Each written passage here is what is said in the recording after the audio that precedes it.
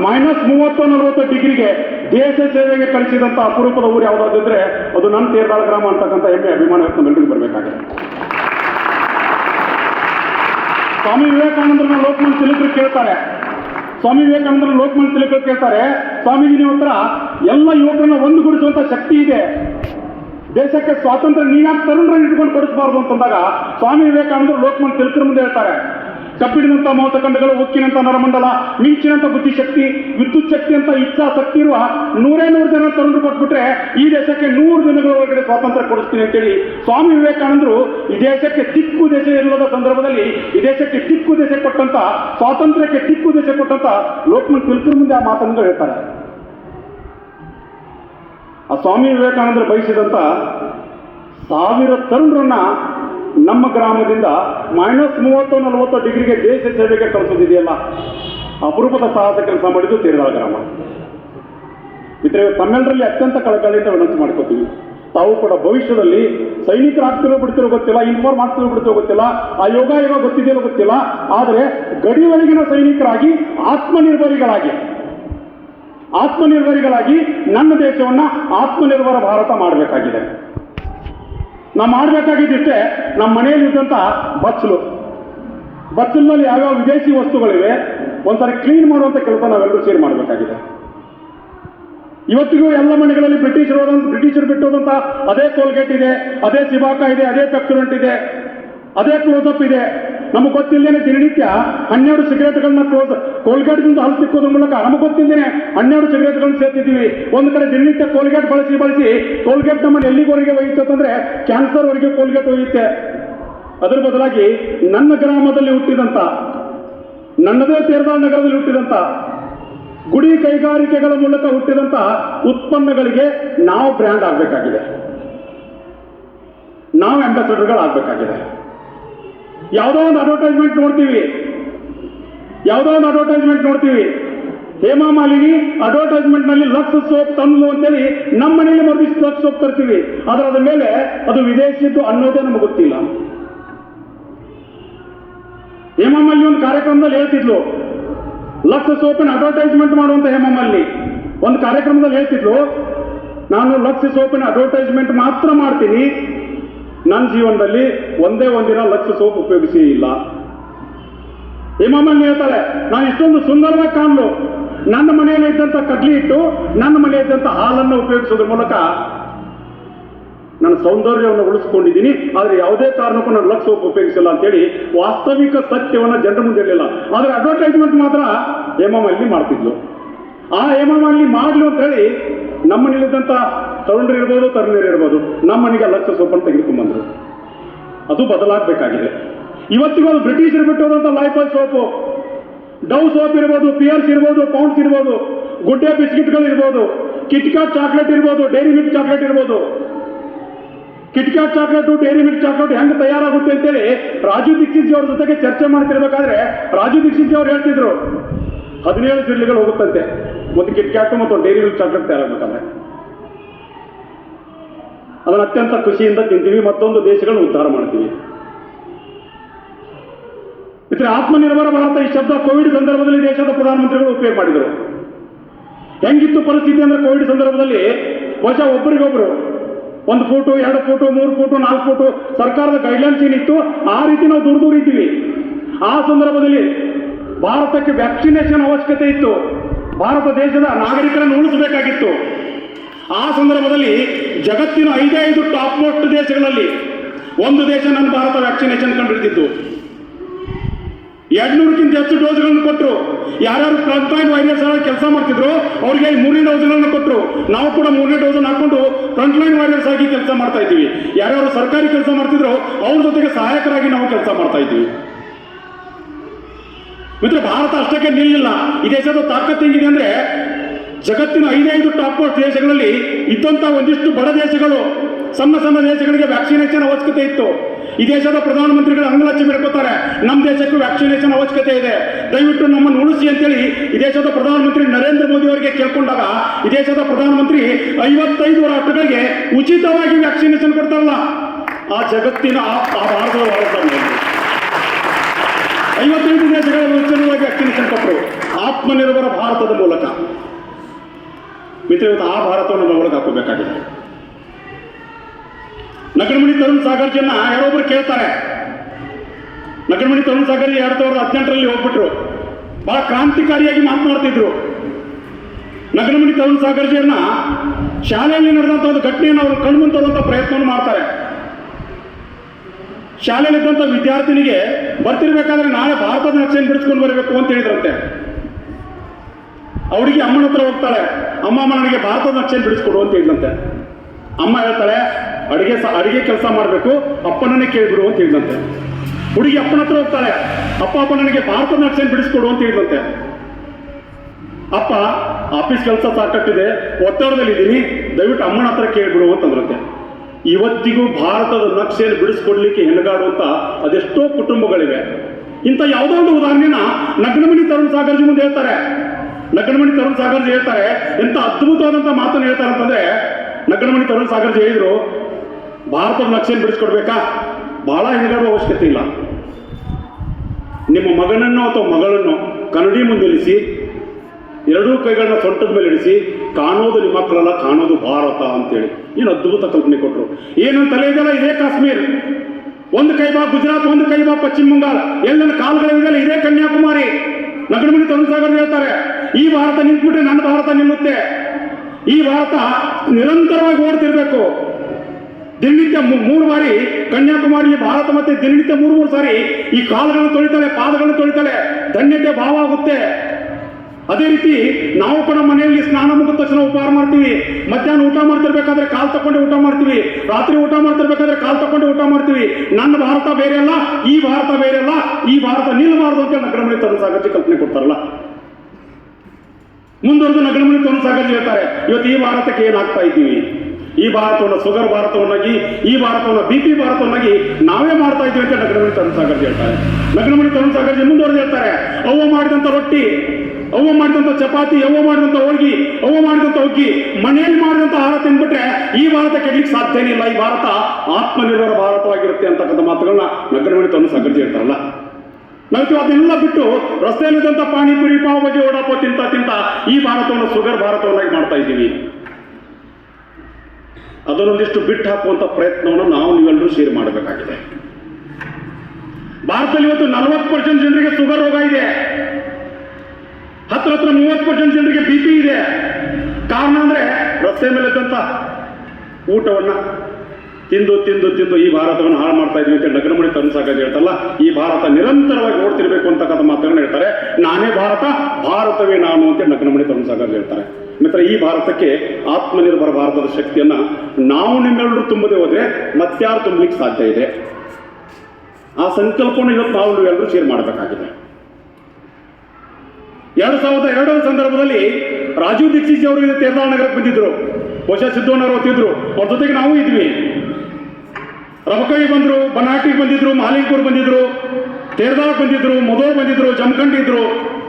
ಆ ಮನುಷ್ಯ ಹೆಂಗಿದ ಅಂದ್ರೆ BE ಮುಗಿಸಿದ್ರು, BTech ಮುಗಿಸಿದ್ರು, ನಂತರ MTech ಮುಗಿಸ್ತಾರೆ. MTech ಮುಗಿಸಿದ ನಂತರ ದೇಶದ ಹಿತಕ್ಕಾಗಿ 96-97 ಸಂದರ್ಭದಲ್ಲಿ 70,000 ಸಂಬಳ ಇತ್ತು. 3,000 ರೂಪಾಯಿ ತೊಲಿ ಬಂಗಾರ ಇದ್ದ ಸಂದರ್ಭದಲ್ಲಿ ಅದೆಲ್ಲವನ್ನ ಪಕ್ಕಕ್ಕೆ ಸರಿಸ್ತಾರೆ. ರಾಷ್ಟ್ರದ ಹಿತಕ್ಕಾಗಿ ನಾನು ನಿಲ್ತೀನಿ, ದೇಶದ ಹಿತಕ್ಕಾಗಿ ನಿಲ್ತೀನಿ ಅಂತೇಳಿ ಆ 70,000 ಸಂಬಳವನ್ನು ಪಕ್ಕಕ್ಕೆ ಸರಿಸಿ ಸ್ವದೇಶಿ ಬಚಾವ್ ಆಂದೋಲನದ ಮೂಲಕ ಇಡೀ ದೇಶವನ್ನು ತಿರುಗಾಡ್ತಾರೆ. ಸೋಷಿಯಲ್ ಮೀಡಿಯಾ ಇರಲಿಲ್ಲ.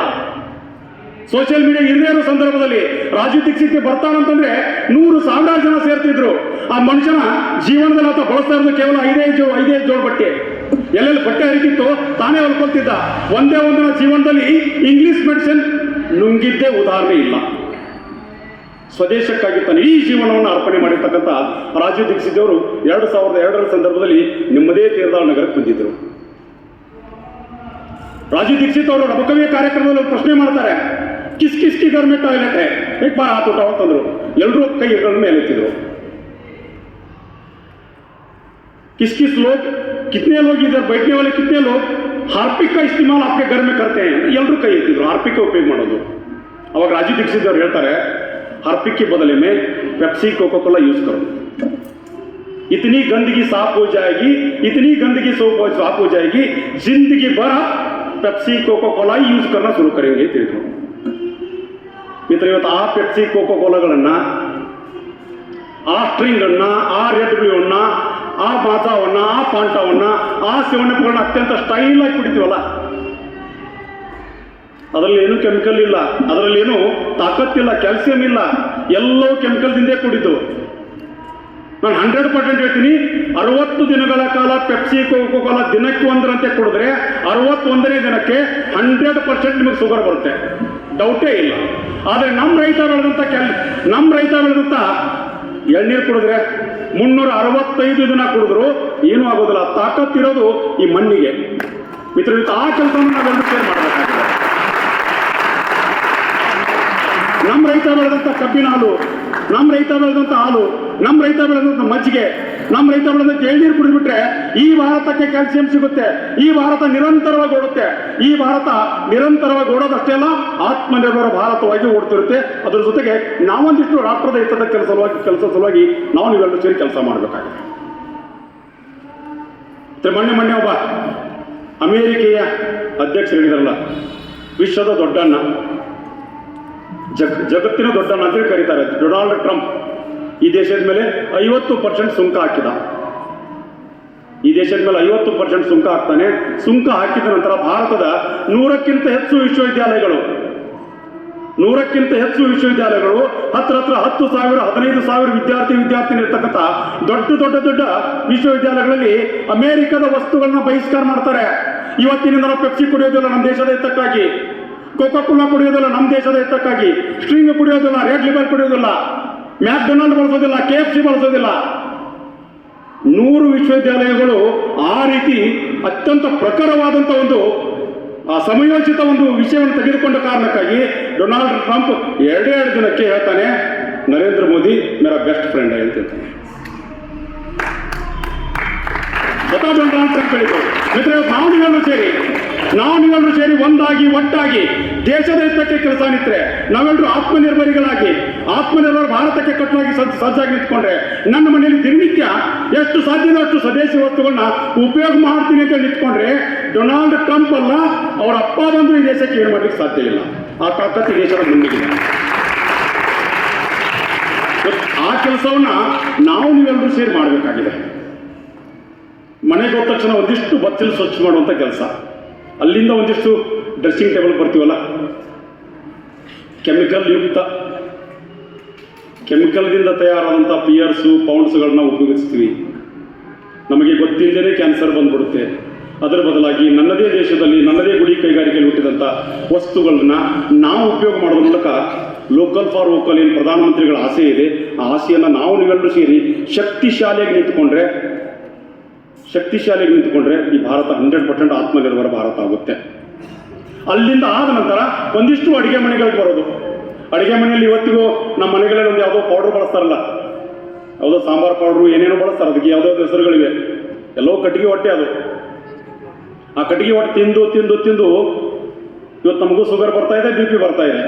ಆದರೆ ನಮ್ಮ ಅಜ್ಜಾಜಿ ಬಳಸ್ತಕ್ಕಂಥ ಆ ಮೆಣಸಿನಕಾಳುಗಳು, ಆ ದಾಲ್ಚಿನ್ನಿ, ಆ ಲವಂಗು, ಆ ಏಲಕ್ಕಿ, ಆ ಜೀರಿಗೆಗಳನ್ನ ಕುಟ್ಟಿ ಸಾರಿಗೆ ಹಾಕ್ಬಿಟ್ರೆ ಸಾರು ಆತ್ಮನಿರ್ಭರ ಭಾರತ ಸಾರಾಗುತ್ತೆ.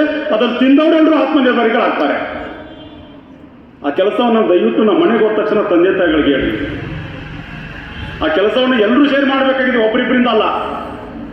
ಮಿತ್ರ, ಈ ಸಂದರ್ಭದಲ್ಲಿ ಆ ಮಾತುಗಳನ್ನ ಯಾಕೆ ಹೇಳಿದ್ರೆ, ಆ ರಾಷ್ಟ್ರಭಕ್ತಿ, ಆ ರಾಷ್ಟ್ರ ಪ್ರೇಮ ನಮ್ಮೆಲ್ಲರಲ್ಲಿ ಬರಬೇಕಾಗಿದೆ. ಸ್ವಾಮಿ ವಿವೇಕಾನಂದರು ಜಪಾನ್ಗೆ ಹೋದ ಸಂದರ್ಭದಲ್ಲಿ, ವಿದೇಶವನ್ನು ತಿರುಗಾಡ್ತಾ ಜಪಾನಿಗೆ ಹೋದ ಸಂದರ್ಭದಲ್ಲಿ 4ನೇ ಕಲಿತಕ್ಕಂಥ ಹುಡುಗನ ಹತ್ರ ಕೇಳ್ತಾರೆ ಸ್ವಾಮಿ ವಿವೇಕಾನಂದರು, ನನಗೆ ಹೊಟ್ಟೆ ಬಹಳ ಹಸಿತಾ ಇದೆ, ರಾತ್ರಿ ಊಟಕ್ಕೆ ದಯವಿಟ್ಟು 2 ಆ್ಯಪಲ್ 1 ಗ್ಲಾಸ್ ಹಾಲು ಬೇಕು ಅಂತ ಕೇಳ್ತಾರೆ ವಿವೇಕಾನಂದರು. ಹುಡುಗ 8 ಮನೆಗಳಲ್ಲಿ ತಿರುಗಾಡಿದ ನಂತರ ಆ್ಯಪಲ್ ಸಿಗ್ಲಿಲ್ಲ, ಹಾಲು ಮಾತ್ರ ತಂದು ಕೊಡ್ತಾನೆ ವಿವೇಕಾನಂದರಿಗೆ. ವಿವೇಕಾನಂದ ಹಾಲು ಕುಡಿದು ಮಲ್ಕೊತಿರ್ಬೇಕಾದ್ರೆ ಹುಡುಗ ಮತ್ತೆ ವಿವೇಕಾನಂದರ ಹತ್ರ ಬರ್ತಾನೆ, ಸ್ವಾಮೀಜಿ ದಯವಿಟ್ಟು ನೀವು ಬೇರೆ ದೇಶಗಳ ಪ್ರವಾಸಕ್ಕೆ ಹೋದಾಗ ಜಪಾನದಲ್ಲಿ ಆ್ಯಪಲ್ ಸಿಗಲಿಲ್ಲ ಅಂತೇಳಿ ದಯವಿಟ್ಟು ನನ್ನ ದೇಶದ ಕುರಿತು ಅಪಮಾನವಾಗುವಂಥ ಮಾತುಗಳನ್ನು ಎಲ್ಲೂ ಹೇಳ್ಬಿಡಿ ಅಂತೇಳಿ 4ನೇ ಕಲಿತಕ್ಕಂಥ ಹುಡುಗ ದೇಶಭಕ್ತಿಯನ್ನು ಬರೀತಾನಲ್ಲ, ಆ ಸಣ್ಣ ದೇಶಭಕ್ತಿ ಇವತ್ತು ನಮ್ಮೆಲ್ಲರಿಗೂ ಬರಬೇಕಾಗಿದೆ. ಇವತ್ತು ನಾವು ಬಹಳ ಅಪರೂಪವಾದಂಥ ಕಾಲಘಟ್ಟದಲ್ಲಿ ಇದ್ದೀವಿ. ಒಂದೇ ಮಾತ್ರ ಹೇಳಿದ್ರು, 150 ವರ್ಷ ಅಂತ ಅಪರೂಪವಾದಂಥ ಕಾಲಘಟ್ಟದಲ್ಲಿ ನಾವಿದ್ದೀವಿ. 1875 ಸಂದರ್ಭದಲ್ಲಿ ಕವಿ ಬೆಂಕಿಮರು ಹೇಳ್ತಾರೆ, ಒಂದೇ ಮಾತ್ರ ಗೀತೆಯನ್ನು ಬರೀತಾರೆ. ಕೇವಲ ಗೀತೆ ಆಗಿರಲಿಲ್ಲ, ಅದೊಂದು ರಣಮಂತ್ರ ಆಗಿತ್ತು, ಅದೊಂದು ರಣಘೋಷ ಆಗಿತ್ತು. ಆ ರಣಘೋಷವನ್ನು ಸ್ವೀಕರಿಸಿದಂತಹ ಅದೆಷ್ಟೋ ಕ್ರಾಂತಿಕಾರಿಗಳು ಈ ನಾಡಿಗಾಗಿ ತಮ್ಮಂತ ಅರ್ಪಣೆಯಾಗಿ ಹೋಗ್ತಾರೆ. 7 ವರ್ಷದ ಫತೇಹ್ ಸಿಂಗ್, 9 ವರ್ಷದ ಜೋರಾವರ್ ಸಿಂಗ್, 12 ವರ್ಷದ ಬಾಜಿರಾವತ್, 12 ವರ್ಷದ ಸುಕುಮಾರ್, 12 ವರ್ಷದ ಹರೀಶ್ ಕುಮಾರ್, 12 ವರ್ಷದ ಶಶಿಧರ್ ಕೇತ್ಕರ್, 12 ವರ್ಷದ ಘನಶ್ಯಾಮ್, 12 ವರ್ಷದ ದಲ್ಸುತ್, 12 ವರ್ಷದ ಲಾಲ್ದಾಸ್, 13 ವರ್ಷದ ಹುಬ್ಬಳ್ಳಿ ನಾರಾಯಣ ಮಹಾದೇವರಡಿ, 16 ವರ್ಷದ ಕರ್ತಾರ್ ಸಿಂಗ್ ಸರಾಫ್. ಹೆಚ್ಚು ಕಡಿಮೆ ಎಲ್ಲ ತರುಣರು ಬಲಿಯಾಗಿದ್ದು ರಾಷ್ಟ್ರದ ಹಿತಕ್ಕಾಗಿ, ಮಣ್ಣಿನ ಹಿತಕ್ಕಾಗಿ, ಈ ಮಣ್ಣನ್ನು ಉಳಿಸಲಿಕ್ಕೆ. ಕಲ್ಪನೆ ಮಾಡ್ಕೊಳ್ಳಿ, ನಮಗೆ ಯಾವತ್ತಾದರೂ ಇಂಥ ಕಥೆಗಳನ್ನು ಕೇಳಲಿಕ್ಕೆ ಅವಕಾಶ ಸಿಕ್ಕಿತ್ತ ಅಂತೇಳಿ. ದಯವಿಟ್ಟು ಮಳೆಗೆ ಹೋದ ತಕ್ಷಣ ನಾವೇನು 1 ಗಂಟೆನೋ ಅರ್ಧ ಗಂಟೆನೋ ಸರಿಸ್ತೀವಲ್ಲ, ದಯವಿಟ್ಟು ಅದಕ್ಕೊಂದಿಷ್ಟು ಬ್ರೇಕ್ ಹಾಕಿ. ರೀಲ್ಸ್ಗಳಿಗೆ ಬ್ರೇಕ್ ಹಾಕದೆ ಹೋದರೆ ನಿಮ್ಮ ರಿಯಲ್ ಲೈಫ್ ಹಾಳಾಗಿ ಹೋಗುತ್ತೆ. ದಯವಿಟ್ಟು ರೀಲ್ಸ್ಗಳಿಗೆ ಬ್ರೇಕ್ ಹಾಕಿ, ರಿಯಲ್ ಲೈಫ್ ಉತ್ತಮವಾಗಿರುತ್ತೆ. ಆ ಕೆಲಸ ಎಲ್ಲರೂ ಸೇರಿ ಮಾಡಬೇಕಾಗಿದೆ. ಮಾಡ್ಬೇಕಾನೆ. 2019 ಸಂದರ್ಭದಲ್ಲಿ ದೇಶದ ಪ್ರಧಾನಮಂತ್ರಿಗಳು ಈ ರೀತಿ ಒಂದಿಷ್ಟು ವಿದ್ಯಾರ್ಥಿನ ಉದ್ದೇಶಿಸಿ ಮಾತನಾಡ್ತಾ ಇದ್ರು. ಚಾಯ್ ಪೆ ಚರ್ಚಾ ಕಾರ್ಯಕ್ರಮ ಇತ್ತು. ಚಾಯ್ ಪೆ ಚರ್ಚಾ ಕಾರ್ಯಕ್ರಮ ಇದ್ದಾಗ ಒಬ್ಬ ತಾಯಿ ಪ್ರಶ್ನೆ ಕೇಳ್ತಾಳೆ, ಕೇರಳದ ಒಬ್ಬ ತಾಯಿ ಪ್ರಧಾನಮಂತ್ರಿ ಅವ್ರನ್ನ ಕೇಳ್ತಾಳೆ, आदरणीय प्रधानमंत्री जी, आजकल के दिनों में मेरा बच्चा ज्यादातर समय मोबाइल पर ही बीतता है, क्या कारण है प्रधानमंत्री जी ಕೇಳಿದಾಗ ಪ್ರಧಾನಮಂತ್ರಿಗಳು ಇಮಿಡಿಯೇಟ್ ಆಗಿ ರಿಯಾಕ್ಟ್ ಮಾಡ್ತಾರೆ.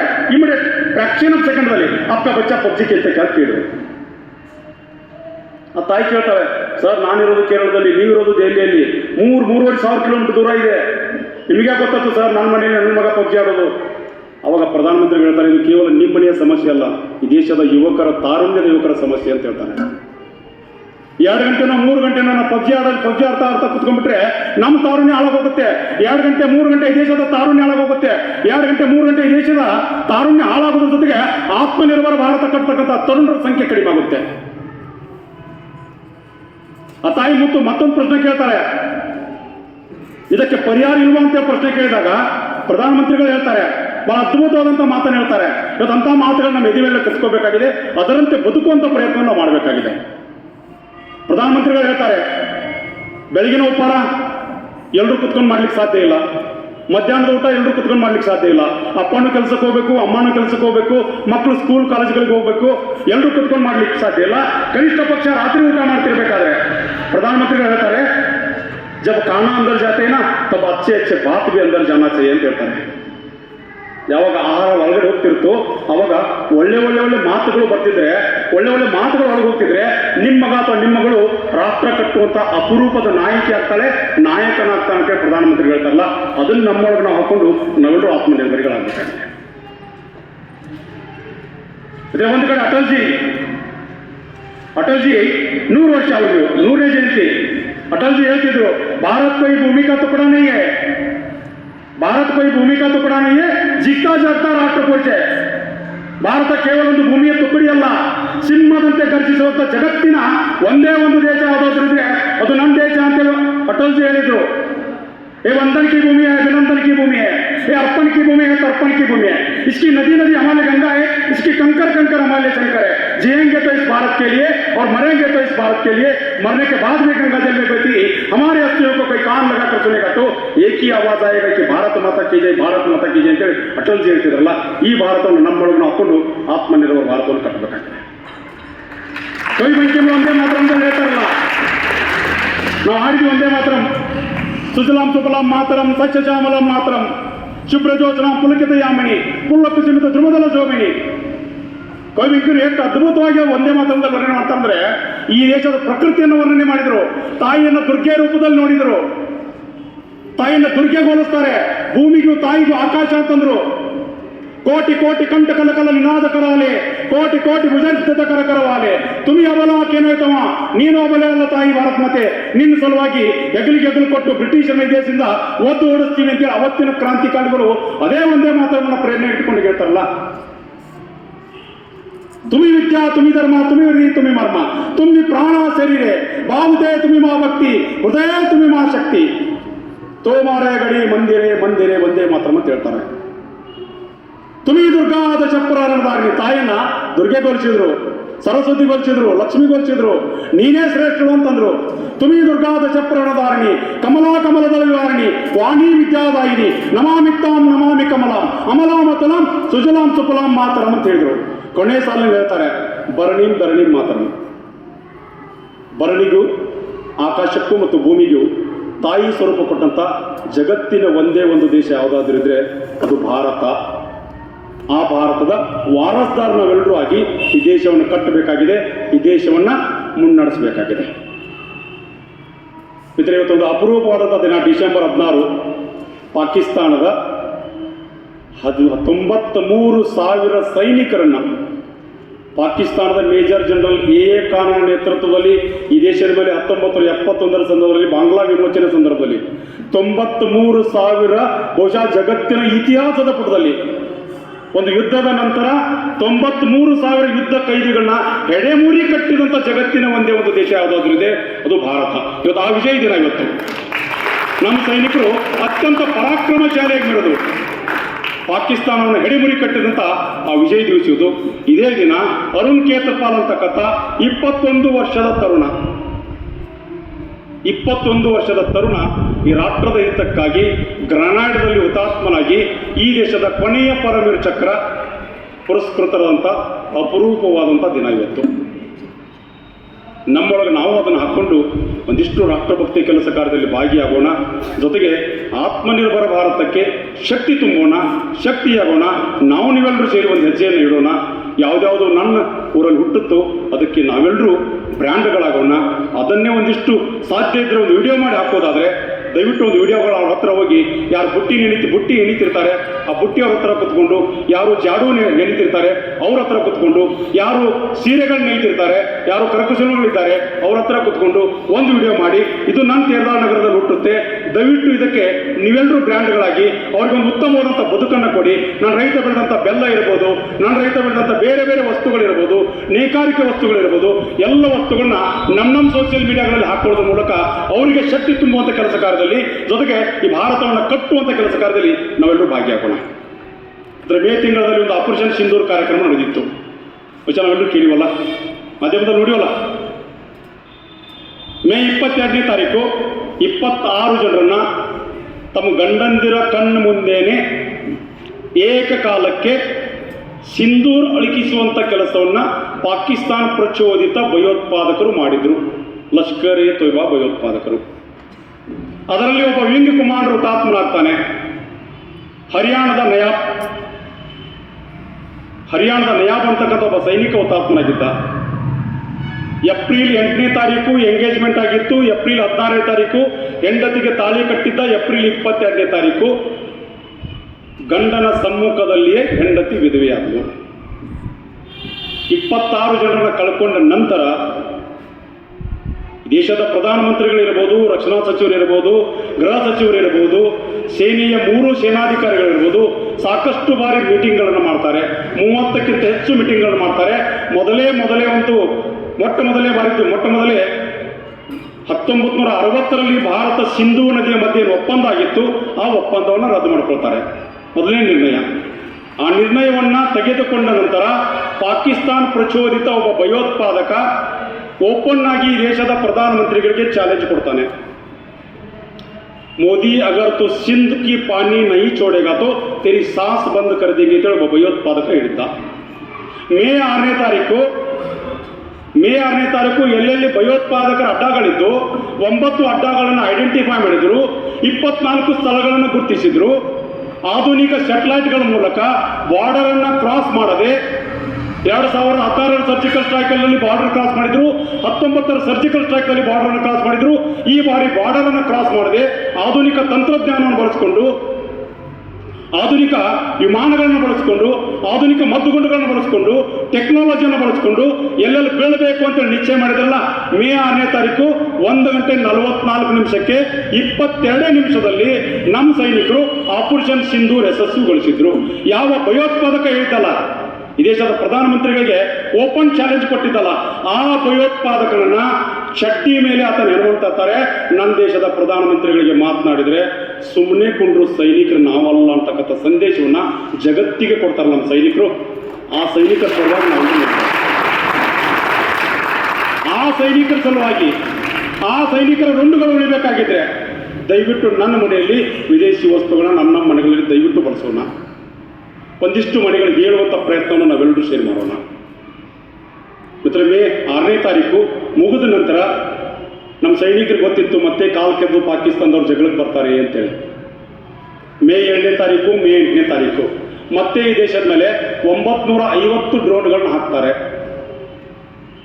950 ಡ್ರೋನ್ಗಳು, ಪಾಕ್ ನಿರ್ಮಿತ ಡ್ರೋನ್ಗಳು, ಚೀನಾ ನಿರ್ಮಿತ ಡ್ರೋನ್ಗಳು, ಟರ್ಕಿ ನಿರ್ಮಿತ ಡ್ರೋನ್ಗಳನ್ನ ಈ ದೇಶದ ಮೇಲೆ ಹಾಕ್ತಾರೆ.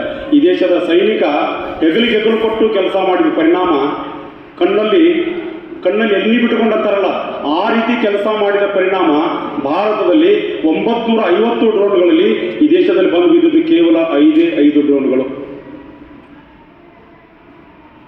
ಆಪರೇಷನ್ ಸಿಂಧೂರ್ ನಡೀತಿರ್ಬೇಕಾದ್ರೆ ಅಮೆರಿಕೆಯ ಉಪರಾಷ್ಟ್ರಪತಿ JD ವ್ಯಾನ್ಸ್ ಭಾರತದಲ್ಲಿದ್ದರು.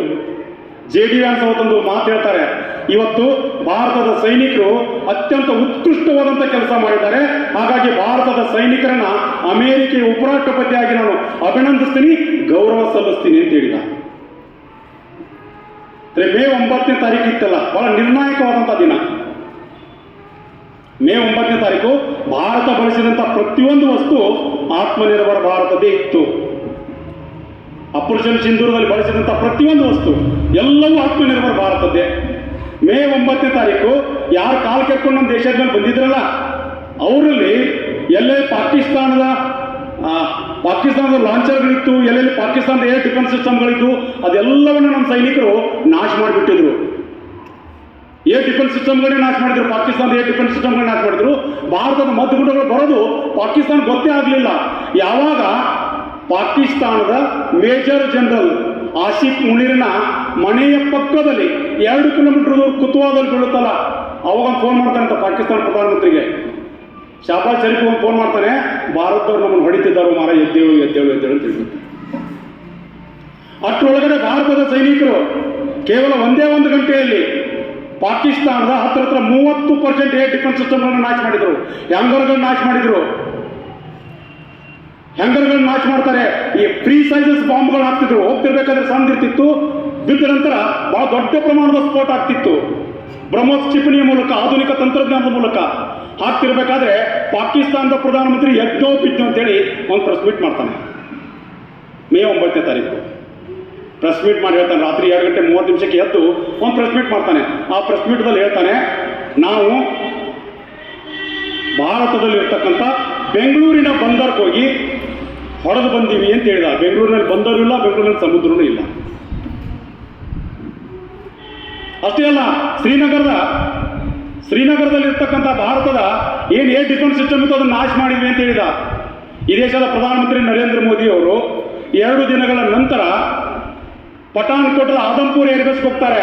ಸುದರ್ಶನ್ 400 ಜೊತೆಗೆ ನಿಂತ್ಕೋತಾರೆ, ಆಕಾಶ್ ಜೊತೆಗೆ ನಿಂತ್ಕೋತಾರೆ, S-400 ಜೊತೆಗೆ ನಿಂತ್ಕೊಂಡು ಒಂದು ಫೋಟೋ ತೆಗೆದುಕೊಳ್ತಾರೆ. ಆ ಫೋಟೋವನ್ನ ಸೈನಿಕರ ಜೊತೆಗೆ ನಿಂತ್ಕೊಂಡು ಫೋಟೋ ತೆಗೆದುಕೊಳ್ತಾರೆ.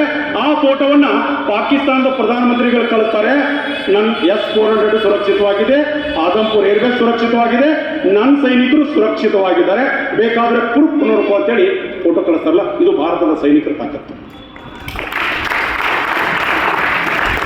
ಪಾಕಿಸ್ತಾನದ ಹೊಡೆದ ನಂತರ ನೂರ್ ಖಾನ್ ಹೊಡೆದ್ರು, ಶಾಬಾದ್ ಹೊಡೆದ್ರು, ಮುರಾದ್ ಹೊಡೆದ್ರು, ಶಾದಿಕ್ ಹೊಡೆದ್ರು, ಈ ರೀತಿ 11 ಏರ್ಬೇಸ್ಗಳನ್ನು ಹೊಡೆದಾಕಿದ್ದ ನಂತರ ಪಾಕಿಸ್ತಾನದ ನಿವೃತ್ತ ಸೇನಾಧಿಕಾರಿ ಅಖ್ತರ್ ಹೇಳ್ತಾನೆ, ಈ ಬಾರಿ ಭಾರತದವ್ರು ನಮ್ಮನ್ನು ಹೆಂಗೆ ಹೊಡೆದ್ರು ಅಂತಂದ್ರೆ ಬಹಳ ಇಂಟ್ರೆಸ್ಟಿಂಗ್ ಇದೆ. ಆತನ ಮಾತು ಹೇಳ್ತಾನೆ, ಈ ಬಾರಿ ಪಾಕಿಸ್ತಾನದವರು ಭಾರತದವ್ರು ನಮ್ಮನ್ನು ಹೆಂಗೆ ಹೊಡೆದ್ರು ಅಂತಂದ್ರೆ ಮುಟ್ಟಿ ನೋಡ್ಕೊಳ್ಳೋಂಗೆ ಹೊಡೆದ್ರು ಅಂತೇಳಿ ಅವರೇ ಹೇಳ್ತಾರೆ. ನಮ್ಮಲ್ಲಿ ಒಂದಿಷ್ಟು ಜನರಿಗೆ ಪ್ರೂಫ್ಗಳು ಬೇಕಾಗಿತ್ತು, ಒಂದಿಷ್ಟು ರಾಜಕಾರಣಿಗಳಿಗೆ ಪ್ರೂಫ್ ಬೇಕಾಗಿತ್ತು. 16ರ ಸಂದರ್ಭದಲ್ಲಿ ಪ್ರೂಫ್ ತಂದಿರಲಿಲ್ಲ, 19 ಸಂದರ್ಭದಲ್ಲಿ ಪ್ರೂಫ್ ತಂದಿರಲಿಲ್ಲ. ಈ ಬಾರಿ ನಮ್ಮ ದೇಶದ ಒಂದಿಷ್ಟು ರಾಜಕಾರಣಿಗಳಿಗೆ ಆ ಪ್ರೂಫ್ ಅನ್ನ ಕೊಡಲೇಬೇಕು ಅಂತೇಳಿ ಬ್ರಹ್ಮೋಸ್ ಕ್ಷಿಪಣಿಯ ಮೂಲಕ ಕ್ಯಾಮರಾಗಳನ್ನು ಕಟ್ಟಿ ಕಳಿಸಿದ್ರು. ಯಾರ್ಯಾರಿಗೆ ಪ್ರೂಫ್ ಬೇಕಾಗಿತ್ತಲ್ಲ ಆ ಪ್ರೂಫ್ ಅನ್ನ ಕೊಡ್ತಾರೆ. AK ಸಿಂಗ್ ಅವರು ಪ್ರೆಸ್ ಮೀಟ್ ಮಾಡ್ತಾರೆ.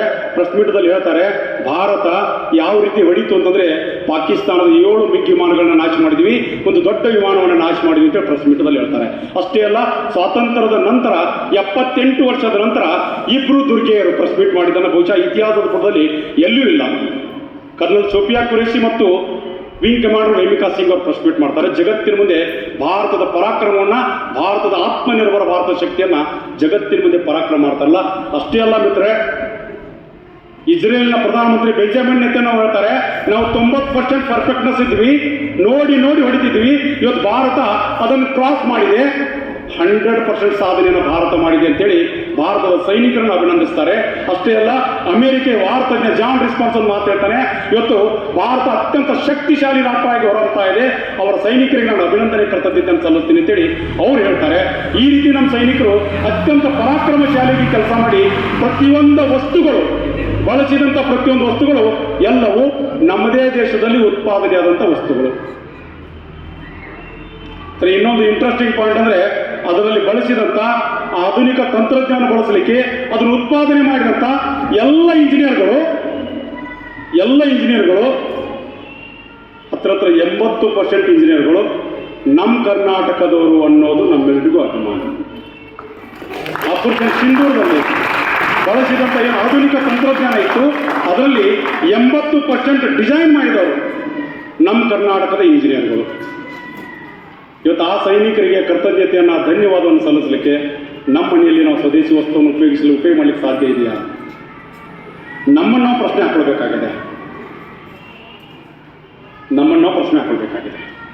ಆ ಕೆಲಸ ಎಲ್ಲರೂ ಸೇರಿ ಮಾಡೋಣ. ಯಾಕಂದರೆ ಒಂದು ಕಡೆ ಡಾಕ್ಟರ್ ಬಾಬಾ ಸಾಹೇಬ್ ಅಂಬೇಡ್ಕರ್ ಬರೆದಂಥ ಸಂವಿಧಾನಕ್ಕೆ 75 ವರ್ಷ, ಭಾಳ ಅದ್ಭುತವಾದಂಥ ಕಾಲಘಟ್ಟದಲ್ಲಿ ನಾವೆಲ್ಲರೂ ಇದ್ದೀವಿ. ಒಂದು ಕಡೆ ಇಡೀ ದೇಶವನ್ನು ಒಂದುಗೂಡಿಸಿದಂಥ ಸರ್ದಾರ್ ಪಟೇಲ್ 150ನೇ ಜಯಂತಿ, 144 ವರ್ಷದ ನಂತರ ನಡೆದಂಥ ಮಹಾಕುಂಭ ಮೇಳವನ್ನು ಮಾಧ್ಯಮದಲ್ಲಿ ನೋಡಿದ್ದೀವಿ. 65 ಕೋಟಿ ಜನ ಸ್ನಾನ ಮಾಡ್ತಾರೆ. ನಾವು ಕೂಡ 2 ದಿನ ಅಲ್ಲೇ ಇದ್ದೀವಿ. 10 ಕೋಟಿ ಜನ ಇದ್ದಂಥ ಸಂದರ್ಭದಲ್ಲಿ 2 ದಿನದಲ್ಲಿ 10 ಕೋಟಿ ಜನ ಸ್ನಾನ ಮುಗಿಸಿದ್ರು. ಇದರ ಜೊತೆಗೇ ರಾಷ್ಟ್ರದ ತುಂಬ ಸೇವಾ ಕಾರ್ಯಗಳಿಟ್ಟುಕೊಂಡಂಥ ಸಂಘಕ್ಕೆ 100 ವರ್ಷ. ಭಾಳ ಅಪರೂಪವಾದಂಥ ಕಾಲಘಟ್ಟ ಅಂತಂದರೆ ತಪ್ಪಾಗಲಿಕ್ಕಿಲ್ಲ. ಯಾಕಂದರೆ ಸಿದ್ದೇಶ್ವರ ಸ್ವಾಮೀಜಿಯವರ ಪ್ರವಚನಕ್ಕೆ ನಮ್ಮ ಕಿವಿಗಳು ವಾಣಿಯಾದವು. ಪೂಜ್ಯ ಶಿವಕುಮಾರ ಸ್ವಾಮೀಜಿಯವ್ರನ್ನ ನೋಡಿದ್ದೀವಿ. ಇಂಥ ಅಪರೂಪದ ಕಾಲಘಟ್ಟದಲ್ಲಿ ಇದ್ದೀವಿ. ನಮ್ಮ ಬದುಕು ಕೂಡ ಅಪರೂಪ ಆಗಬೇಕಾಗಿದ್ರೆ ನಾವೆಲ್ಲರೂ ಆತ್ಮನಿರ್ಭರಿಗಳಾಗಬೇಕಾಗಿದೆ. ಈ ಒಂದು ಸಣ್ಣ ಕೆಲಸವನ್ನು ನಾವೆಲ್ಲರೂ ಸೇರಿ ಮಾಡೋಣ. ರಾಜು ದೀಕ್ಷಿತ್ ಅವರು ಪದೇ ಪದೇ ಹೇಳ್ತಿದ್ರು, ಸ್ವದೇಶಿ, ಸ್ವಭಾಷಾ, ಸ್ವಭೂಷಣ, ಈ ಮೂರಕ್ಕೂ ನಾವು ಒತ್ತು ಕೊಟ್ಟು ಕೆಲಸ ಮಾಡಬೇಕಾಗಿದೆ. ದಿನಕ್ಕೆ 1 ಗಂಟೆ ಆದರೂ ರಾಷ್ಟ್ರದ ಹಿತಕ್ಕಾಗಿ ಮೀಸಲಿಡಿ ಅಂತ ಹೇಳ್ತಿದ್ರು ರಾಜು ದೀಕ್ಷಿತ್ ಅವರು. ಸ್ವಭೂಷಣ ಅಂತಂದರೆ ಯಾವುದ್ಯಾವುದೋ ಉಡುಗೆ ತೊಡುಗೆಗಳನ್ನ ತೊಟ್ಟು ಇವತ್ತು ನಮ್ಮತನವನ್ನು ಕಳೀತಾ ಇದ್ದೀವಿ. ನಮ್ಮದೇ ದೇಶೀಯ ಉಡುಗೆ ತೊಡುಗೆಗಳನ್ನ ತೊಡೋದ್ರ ಮೂಲಕ ಈ ರಾಷ್ಟ್ರವನ್ನು ನೀವೆಲ್ಲರೂ ಸೇರಿ ಕಟ್ಟೋಣ. ಈ ದೇಶದ ಸಂಸ್ಕೃತಿ ಪರಂಪರೆಯನ್ನು ನಾವೆಲ್ಲರೂ ಸೇರಿ ಉಳಿಸೋಣ. ನಾವೆಲ್ಲರೂ ಆತ್ಮನಿರ್ಭರಿಗಳಾಗೋಣ. ನನ್ನ ಭಾರತವನ್ನು ಆತ್ಮನಿರ್ಭರ ಮಾಡಲಿಕ್ಕೆ ಒಂದು ಕ್ರಾಂತಿಯ ಹೆಜ್ಜೆಯನ್ನು ನೀವೆಲ್ಲರೂ ಸೇರಿ ಇಡೋದ್ರ ಮೂಲಕ ಈ ರಾಷ್ಟ್ರವನ್ನು ಕಟ್ಟಲಿಕ್ಕೆ, ಈ ರಾಷ್ಟ್ರದ ಅಭ್ಯುದಯದ ಸಲುವಾಗಿ, ರಾಷ್ಟ್ರದ ಅಭಿವೃದ್ಧಿಯ ಸಲುವಾಗಿ ಒಂದು ಹೆಜ್ಜೆ ನಿಮ್ಮಗಳ ಅವಶ್ಯಕತೆ ಇದೆ. ದಯವಿಟ್ಟು ಒಂದು ಹೆಜ್ಜೆಯನ್ನು ನೀವು ರಾಷ್ಟ್ರದ ಹಿತಕ್ಕಾಗಿ ಇಡಬೇಕು ಅಂತೇಳಿ ಕಳಕಳಿಯಿಂದ ವಿನಂತಿ ಮಾಡ್ಕೋತೀನಿ. ರಾಜು ದೀಕ್ಷಿತ್ ಅವರು ಪದೇ ಪದೇ ಹೇಳ್ತಿದ್ರು, ಮೇರೆ ಮನ್ ಸ್ವದೇಶಿ ಹೋ, ಮೇರೆ ತನ್ ಸ್ವದೇಶಿ ಹೋ, ಮೇರಾ ಖಾನಾ ಸ್ವದೇಶಿ ಹೋ, ಮೇರಾ ಕಪಡಾ ಸ್ವದೇಶಿ ಹೋ, ಮೇರಾ ಚಿಂತನ್ ಸ್ವದೇಶಿ ಹೋ, ಮೇರಾ ಬೈಟ್ನಾ ಸ್ವದೇಶಿ ಹೋ, ಮರನೆ ಕೆ ಬಾದ್ ಮೇರಾ ಕಫನ್ ಬಿ ಸ್ವದೇಶಿ ಹೋ ಅಂತೇಳಿ ರಾಜು ದೀಕ್ಷಿತ್ ಅವರು ಯಾವ ಮಾತುಗಳನ್ನ ಹೇಳ್ತಿದ್ರು, ಅದೇ ಮಾತುಗಳನ್ನ ಕ್ರಾಂತಿಕಾರಿ ರಾಮ್ ಪ್ರಸಾದ್ ಬಿಸ್ಮಿಲ್ ಅವರು ಕೂಡ ಹೇಳ್ತಿದ್ರು. ಇವತ್ತು ಅಂಥ ಅದೆಲ್ಲವನ್ನು ಒಳಗೆ ಹಾಕೊಳ್ಳೋದ್ರ ಮೂಲಕ ನಾವೆಲ್ಲರೂ ಈ ರಾಷ್ಟ್ರವನ್ನು ಕಟ್ಟೋಣ. ಈ ರಾಷ್ಟ್ರಕ್ಕೆ ನಿಜವಾದ ಶಕ್ತಿಯನ್ನು ತುಂಬುವಂಥ ಕೆಲಸ ಕಾರ್ಯದಲ್ಲಿ ನಾವೆಲ್ಲರೂ ಭಾಗಿಯಾಗೋಣ ಅಂತಕ್ಕಂಥ ಮಾತುಗಳು ಈ ಸಂದರ್ಭದಲ್ಲಿ ಹೇಳಿ, ತಮಗೆ ಹೋಗ್ತಿರ್ಬೇಕಾದ್ರೆ ಕರಪತ್ರ ಕೊಡ್ತಾರೆ.